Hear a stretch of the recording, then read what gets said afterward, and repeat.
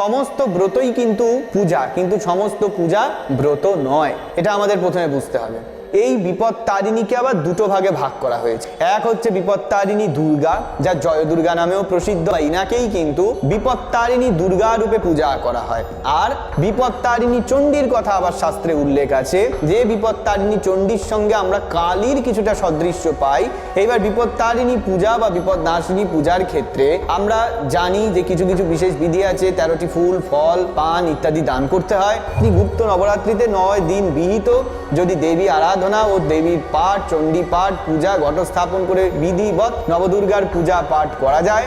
যে কোনো পূজার ক্ষেত্রে জবা ফুল যখন প্রদান করা হয়, এই গর্ভকেশর ফেলে দিয়ে ভেঙে এটাকে উন্মুক্ত করে তবে সেই ভগ্ন গর্ভকেশর ভাঙা ফুল এইটাই কিন্তু দেওয়া নিয়ম রূপে প্রচলিত রয়েছে। এইগুলিকে ওই মিষ্টি পানের পাতার ওপর রেখে সেইটিকে যদি মায়ের সামনে দান করা যায়, দুটি ঘিত প্রদীপ প্রজ্বলন করতে হবে এবং লাড্ডু ভোগ লাগিয়ে সেখানে সংকল্পিত পূজা পাঠ করে মনস্কামনা জানাতে হবে। এর মাধ্যমেও কিন্তু বিশেষ সংকল্পিত ফল লাভ করা সম্ভব। পরমান্ন বা ঘি ও দুধ সহযোগে পায়েস নির্মাণ করে নিজের হাতে যদি তাদের সেবন করানো যায়, ভোজন করানো যায় এবং তাদের উপযুক্ত দক্ষিণা যদি দান করা যায়, এতে করে কুমারী কন্যা আশীর্বাদ লাভ, শুক্রের আশীর্বাদ লাভ এবং নানাবিধ সমস্যার মুক্তিও কিন্তু ঘটবে।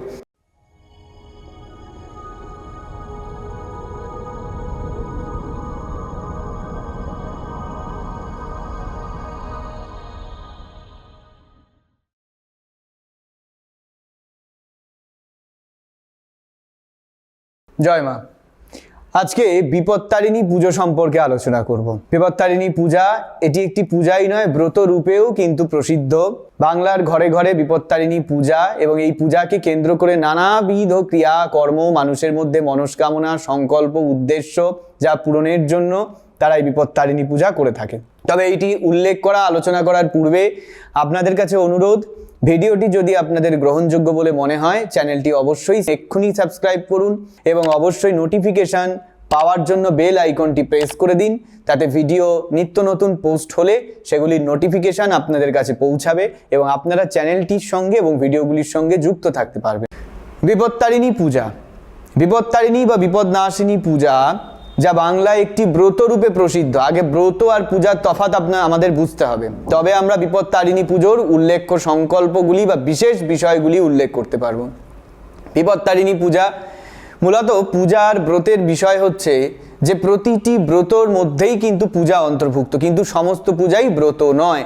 কেন এই কথাটি বললাম না, পূজা অর্থাৎ আমরা সংকল্প করে সংকল্পিত নানাবিধ ক্রিয়াকর্মের মাধ্যমে নৈবেদ্য, ভোগ, আরতি এবং সমস্ত বিষয় সহযোগে পূজা পাঠ সম্পন্ন করি। পূজার অন্তর্ভুক্ত আবার একটি বিষয় হলো পাঠ, যেটা আমরা যে কোনো স্তব কবচ হতে পারে, যে কোনো গ্রন্থ, গীতা হোক, চণ্ডী হোক বা যে ভাগবত হোক, যে কিছু হোক, সেগুলো পাঠ আমরা এর অন্তর্ভুক্ত করি। আবার ব্রত, ব্রত একটি নির্দিষ্ট সংকল্প নিয়ে শুদ্ধাচারে একটি নির্দিষ্ট উদ্দেশ্য সফল করার জন্য নির্দিষ্টভাবে নির্দিষ্ট সময়, স্থান, কাল ভেদে আমরা সেইগুলিকে পালন করি। এবার ব্রত করতে গেলে প্রত্যেকটি ব্রতর অন্তর্ভুক্ত একটি ক্রিয়া আমাদের করতে হয়, পূজা। অর্থাৎ সমস্ত ব্রতই কিন্তু পূজা, কিন্তু সমস্ত পূজা ব্রত নয়, এটা আমাদের প্রথমে বুঝতে হবে। তাই প্রত্যেকটি ব্রতের অন্তর্ভুক্ত কিন্তু পূজা পাঠ আমাদের করতে হবে এবং ব্রতর অনেক ক্ষেত্রে শুরুতে এবং ব্রতের শেষে উভয় ক্ষেত্রেই কিন্তু এই পূজা প্রযোজ্য হয়ে থাকে। তাই পূজা যা সংকল্পিত, তবে ব্রতের মধ্যে পূজা অন্তর্ভুক্ত থাকে। এবারে বিপত্তারিণী পূজা, মূলত বিপত্তারিণী পূজা এও স্ত্রীরা, যারা সধবা স্ত্রীরা রয়েছেন তারা করে থাকে। বর্তমানে ছেলেরাও অনেকে নিজেদের মঙ্গল কামনা পূরণের জন্য এই বিপত্তারিণী পূজা করে। শাস্ত্রে কোথাও লিঙ্গ ভেদে এই পূজার উল্লেখ নেই, তাই জন্য যে কোনো লিঙ্গ, স্ত্রী পুরুষ নির্বিশেষে যে কোনো মানুষ যে কোনো স্থানে এটি করতে পারে। এবার বিপত্তারিণী বা বিপদনাশিনী পূজা, এই বিপত্তারিণীকে আবার দুটো ভাগে ভাগ করা হয়েছে। মূলত এটা চলতি বা প্রচলিত ক্ষেত্রে এক হচ্ছে বিপত্তারিণী দুর্গা, যা জয় দুর্গা নামেও প্রসিদ্ধ। আমরা যে কোনো পূজা পাঠ করবার প্রথমে পঞ্চদেবতার পূজা করি, গুরু সহযোগে আরও পঞ্চদেবতার আমরা পূজা করি। আমরা গণেশের পূজা করি, আমরা শিবের পূজা করি, আমরা বিষ্ণুর পূজা করি, আমরা সূর্যের পূজা করি এবং আমরা জয় দুর্গার পূজা করি। এই যে জয় দুর্গার পূজা আমরা করছি, একেই কিন্তু বা ইনাকেই কিন্তু বিপত্তারিণী দুর্গা রূপে পূজা করা হয়। যা মায়াবী যে ন্যাস এবং যার ধ্যান রয়েছে, যার মাধ্যমে এই পূজাটি সম্পন্ন করা হয়। আর বিপত্তারিণী চণ্ডীর কথা আবার শাস্ত্রে উল্লেখ আছে যে বিপত্তারিণী চণ্ডীর সঙ্গে আমরা কালীর কিছুটা সদৃশ্য পাই, কিন্তু জগদ্ধাত্রীর সঙ্গে তার আবার কিছু সদৃশ্য রয়েছে। অর্থাৎ যা চতুর্ভুজা এবং যার সিংহ বাহনা, কালীর মতন যার রূপ, যার দর্শন অনেকটা, তাকে বিপত্তারিণী চণ্ডী রূপে অভিহিত করা হয়। তাই বিপত্তারিণী চণ্ডীর ধ্যান, তার ন্যাস, তার বীজ সমস্ত কিছু ভিন্ন। বিপত্তারিণী দুর্গা বা জয় দুর্গা পূজার ক্ষেত্রেও ধ্যান, ন্যাস, বীজ ইত্যাদি সমস্ত কিছু কিন্তু ভিন্ন। এই মূর্তি ভেদে, মূর্তি রহস্য ভেদে দুইকে আলাদা আলাদা পৃথক পৃথক ক্ষেত্রে ভাগ করে আলোচনা করা হয়েছে বা ভাগ করে উল্লেখ করা হয়েছে। এই বিপত্তারিণী চণ্ডী, বিপত্তারিণী দুর্গা দুটি পৃথক পৃথক ভেদ। তাই এক পূজার সঙ্গে অন্যের সদৃশ্য বা সমানতা শুধু বিপত্তারিণী ক্ষেত্রে থাকলেও অন্য কোনো কিছুর ক্ষেত্রে, অর্থাৎ পূজার সদৃশ্যতা, তার যে প্রথা, তার যে পদ্ধতি, অন্য ক্ষেত্রে কিন্তু বহুবিধ ভেদ রয়েছে এবং এটি বিতর্কিতও অনেক ক্ষেত্রে রয়েছে। এইবার বিপত্তারিণী পূজা বা বিপদনাশিনী পূজার ক্ষেত্রে আমরা জানি যে কিছু কিছু বিশেষ বিধি আছে। 13টি ফুল, ফল, পান ইত্যাদি দান করতে হয়। তাই যা যেমন রীতিনীতি এবং প্রচলন রয়েছে তা অনুযায়ী শাস্ত্রসম্মতভাবে বিধিবদ্ধ বিপত্তারিণী বা বিপদনাশিনী পূজা উল্লেখ্য। এর অন্তর্ভুক্ত কিছু বিশেষ টোটকা বা টিপস বা কিছু বিশেষ ক্রিয়া যা অবলম্বন করলে হয়তো কোনো ক্রমে তার আরও অনেক বেশি লাভ বা আমরা প্রাপ্ত করতে পারবো। তার মধ্যে একটি উপায় বিপত্তারিণী পূজা বা বিপদনাশিনী পূজা। এই সময় কিন্তু নবরাত্রিও থাকে, একটি গুপ্ত নবরাত্রি এই সময় চলতে থাকে এবং এই সময় এই নবরাত্রি তিথিতে 9 দিন বিহিত বিপত্তারিণী পূজা ব্যতীত এই নবরাত্রি, গুপ্ত নবরাত্রিতে 9 দিন বিহিত যদি দেবী আরাধনা ও দেবীর পাঠ, চণ্ডী পাঠ, পূজা, ঘটস্থাপন করে বিধিবৎ নবদুর্গার পূজা পাঠ করা যায়, একে নবরাত্রি বিহিতে এই পূজা বিশেষ ফলদায়ী হয়। 1 নম্বর। দ্বিতীয়ত, পান পাতা, মিষ্টি পানের পাতার ওপর 2টি ফুলযুক্ত নিখুঁত গোটা লবঙ্গ, 2টি দানা বিহীন এলাচ, এলাচ ছাড়িয়ে নিতে হবে, তার দানা বার করে সেইভাবে ভগ্ন অবস্থায় দিতে হবে। তার সাথে লাল ফুল, একটি করে জবা ফুল, এবং এই জবা ফুল প্রদানের ক্ষেত্রে তার গর্ভকেশর উন্মুক্ত করতে হবে। অর্থাৎ জবা ফুলের মাঝখানে যে শীষ থাকে সেই শীষ তন্ত্রে বা সেই শীষ তন্ত্রোক্ত দেবদেবীকে পূজার ক্ষেত্রে বলা হয়েছে এই শীষকে ভেঙে ফেলে দিয়ে উন্মুক্ত করা, এই গর্ভকেশর উন্মোচন বলা হয়।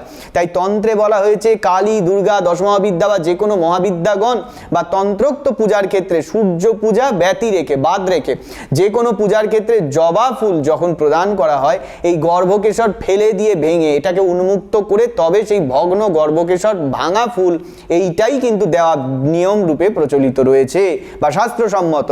কারণ গর্ভকেশরের ওপর থেকে মধু মানে মৌমাছি সরাসরি কিন্তু এখান থেকে অন্য ফুলে গিয়ে সেখানে একটি ট্রান্সফরমেশন করে, এই বিষয়টি ঘটে সাইন্টিফিক্যালি, এটা আমরা সবাই জানি। তাই এই গর্ভকেশরগুলি উন্মুক্ত বা উন্মোচিত করে গর্ভকেশর উন্মোচিত সেই লাল ফুল এবং 2টি ভগ্ন যে এলাচের কথা উল্লেখ করলাম, ছোট এলাচ, এবং সেই ফুলযুক্ত নিখুঁত 2টি গোটা লবঙ্গ, এইগুলিকে ওই মিষ্টি পানের পাতার ওপর রেখে সেইটিকে যদি মায়ের সামনে দান করা যায়, 2টি ঘিত প্রদীপ প্রজ্বলন করতে হবে এবং লাড্ডু ভোগ লাগিয়ে সেখানে সংকল্পিত পূজা পাঠ করে মনস্কামনা জানাতে হবে।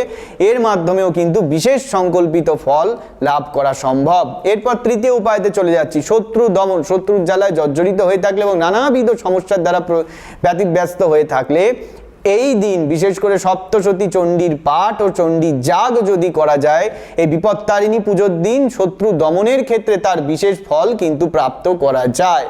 এরপর বলছি মানসিক দৃঢ়তা, যাদের ক্ষেত্রে কনসেন্ট্রেশন পাওয়ার অত্যন্ত কম, মানসিক বিভ্রান্ত হয়ে পড়েন, মানসিক বিচলন সৃষ্টি হয়, ক্ষণে ক্ষণে মত পরিবর্তন করেন, সব নানান ক্ষেত্রে নানান সমস্যায় বারবার করে নিজস্ব মানসিক যে চিন্তা ভাবনা করে একটা স্থির সিদ্ধান্ত সেইটিতে আসতে পারেন, অর্থাৎ মানসিক বিক্ষিপ্ততা তৈরি হয়।